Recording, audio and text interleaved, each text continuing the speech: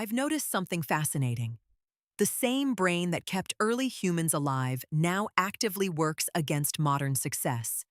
Your survival instincts treat career risks, deadlines, criticism, public speaking, like physical threats, triggering the same panic response as a predator. What's wild is that this isn't a willpower problem. It's your brain's deep preference for predictability over progress, a preference so old and so strong that it sabotages you without you even noticing. Your brain treats a potential job rejection exactly like it would treat a charging predator. Loss aversion, the psychological phenomenon where losses feel roughly twice as impactful as equivalent gains, kicks in the moment you consider any career risk, whether it's asking for a raise, switching industries, or starting that side project you've been thinking about for months. When I'm deciding whether to pitch a risky idea in a meeting, my palms start sweating the same way they would if I were standing at the edge of a cliff. The emotional pain of potential failure hits twice as hard as the pleasure of potential success. So my brain does what brains have done for thousands of years. It chooses the safe option. The problem is that safe in the modern world often means stagnant. This shows up in the smallest daily decisions. You don't speak up in that Zoom call because your brain is calculating the social cost of being wrong. You don't apply for that stretch role because the possibility of hearing no feels like a genuine threat to your survival. You're not just avoiding the big scary career moves. You're unconsciously avoiding dozens of micro risks throughout your day. The evolutionary logic made perfect sense when our ancestors were deciding whether to venture into unfamiliar territory, where predators might be lurking. Loss aversion evolved as an adaptive self-protective mechanism because the costs of events like injury or resource depletion outweighed the benefits of most risks. But your brain's exaggerated response to threat and diminished response to reward creates the same risk aversion, whether you're facing a saber-toothed tiger or a performance review. Every time you have an opportunity to level up, whether it's negotiating salary, proposing a new project, or even just sharing an opinion that might be unpopular, your brain floods you with the same stress hormones it would release if you were in actual physical danger. The result? You end up making choices based on avoiding imaginary disasters rather than pursuing real opportunities. Your brain has convinced itself that maintaining the status quo is survival, when in reality, it's often the riskiest choice of all. But here's where your brain gets even more devious. It doesn't just protect you from external threats. It protects your ego from the most dangerous threat of all, being wrong about yourself. I've watched this play out countless times in my own life. When I'm about to present an idea I'm genuinely excited about, there's this moment where my brain whispers, "What if everyone realizes you have no idea what you're talking about?" That's not loss aversion anymore. That's imposter syndrome. And it's your brain's way of keeping your self-image safely intact by convincing you to stay quiet.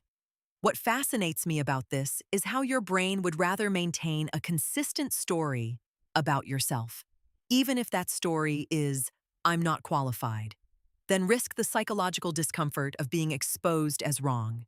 It's confirmation bias in reverse. Instead of seeking evidence that confirms you're capable, your brain becomes a detective for evidence that confirms your inadequacy. You dismiss compliments as people being polite, attribute successes to luck, and treat any mistake as proof that you've been fooling everyone. This shows up in the tiniest moments throughout your day. When someone asks for your opinion in a meeting, your brain instantly scans for reasons why you shouldn't speak up. When you get positive feedback, instead of absorbing it, you find ways to discount it. Your brain is literally working overtime to protect you from the possibility that you might be more capable than you think you are, because admitting that would mean acknowledging that you've been holding yourself back unnecessarily. The cruel genius of this system is that it feels like humility. It feels like being realistic about your limitations. But what's really happening is that your brain is choosing the comfort of familiar self-doubt over the vulnerability of owning your competence. It would rather you be consistently wrong about your abilities than risk being inconsistently right, because consistency feels safer than growth. After reading those last two sections about loss aversion and imposter syndrome, which one hits harder? For you personally, the fear of external rejection or that voice telling you you're not qualified? Drop your answer in the comments below. Now here's what's really twisted about how your brain operates. Your brain doesn't just avoid big risks or protect your ego. It starts cutting corners on the thousands of micro decisions you make every day, and that's when the real damage begins. I've experienced this firsthand during those marathon work sessions where I'm jumping between emails, Slack messages, project decisions, and lunch choices. By hour 6, I notice something subtle but devastating. I'm no longer making optimal choices. I'm making easy ones.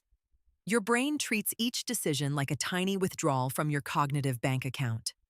What fascinates me is how this shows up in the smallest moments. When I'm mentally drained from a day of back-to-back meetings, I don't just struggle with the big strategic decisions, I start defaulting on everything. I'll order the same lunch I always get instead of trying that new place I've been curious about. I'll postpone that difficult conversation with my teammate. I'll choose the familiar software tool over the more efficient one that requires learning. This is decision fatigue.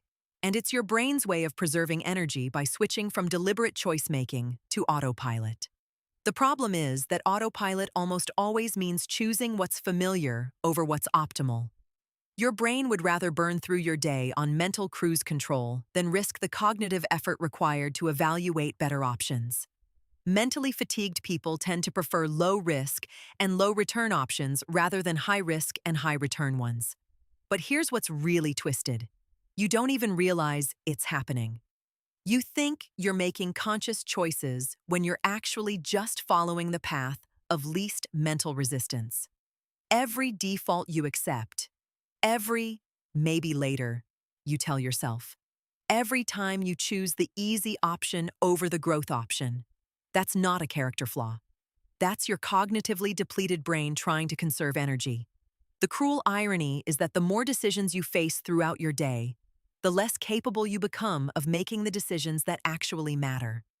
By the time you get to that evening conversation about your career goals, or that weekend moment when you could finally start that project you've been putting off, your brain has already spent its decision-making budget on whether to respond to that email now or in 10 minutes. Your brain's sabotage runs even deeper than protecting you from risk.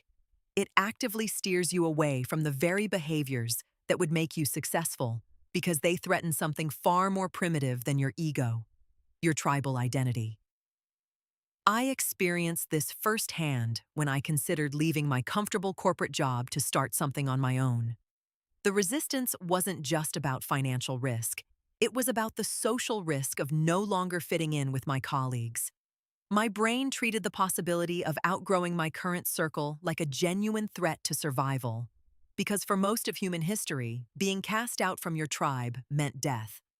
Social media algorithms have weaponized this tribal programming by amplifying content that triggers tribal identity and conspiratorial thinking, because it generates the strongest engagement. When I scroll through LinkedIn and see posts about hustle culture or work-life balance, I'm not just consuming content. I'm being sorted into tribes. Over time, this shifts your sense of what feels normal or true, making it harder to pursue individual goals that don't align with your digital tribe's values. This shows up in the smallest career decisions. You don't apply for that leadership role because it would mean leaving behind the identity of being one of the team. You don't start that side business because your current peer group might see you as trying to be above them. You don't speak up with innovative ideas because your brain calculates that standing out is riskier than blending in. Your brain releases dopamine when people like you, when people agree with you, a neurological reward system that evolved to keep you bonded to your group. The cruel irony is that modern success often requires you to do exactly what your tribal programming warns against. Differentiate yourself. Take positions others won't take. and pursue goals that might make you temporarily unpopular. But your brain interprets every step toward individual achievement as a step away from group acceptance. It would rather keep you safely mediocre within your tribe than risk the social isolation that comes with standing out. This is why you can know exactly what you need to do to advance your career.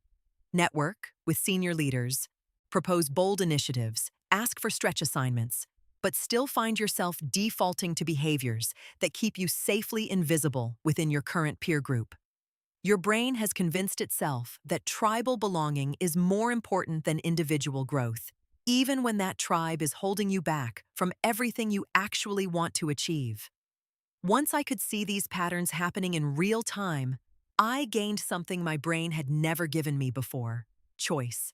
The breakthrough isn't about willpower or positive thinking. It's about catching your brain in the act. When you notice loss aversion triggering before that important conversation, when you feel imposter syndrome starting its whisper campaign during a presentation, when you recognize decision fatigue creeping in during your afternoon slump, that's when you can intervene. I've found that the most powerful move is simple. Label what's happening. That's loss aversion. That's my brain protecting my ego. The moment you name the pattern, you're no longer trapped inside it. You're observing it from the outside. Neuroscience backs this up.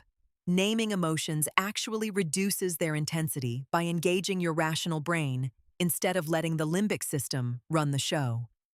What fascinates me is how this creates a split-second window where you can choose a different response. When I notice my brain calculating the social cost of speaking up in a meeting, I can acknowledge that calculation and then speak up anyway. When I feel that familiar resistance to applying for a stretch role, I can recognize it as my brain's tribal programming and submit the application despite the discomfort. The fear doesn't disappear, but it no longer controls the decision. The real insight is that you're not fighting against your brain. You're working with its wiring in a smarter way. Instead of trying to eliminate these ancient survival mechanisms, you learn to recognize them as outdated software running on modern hardware.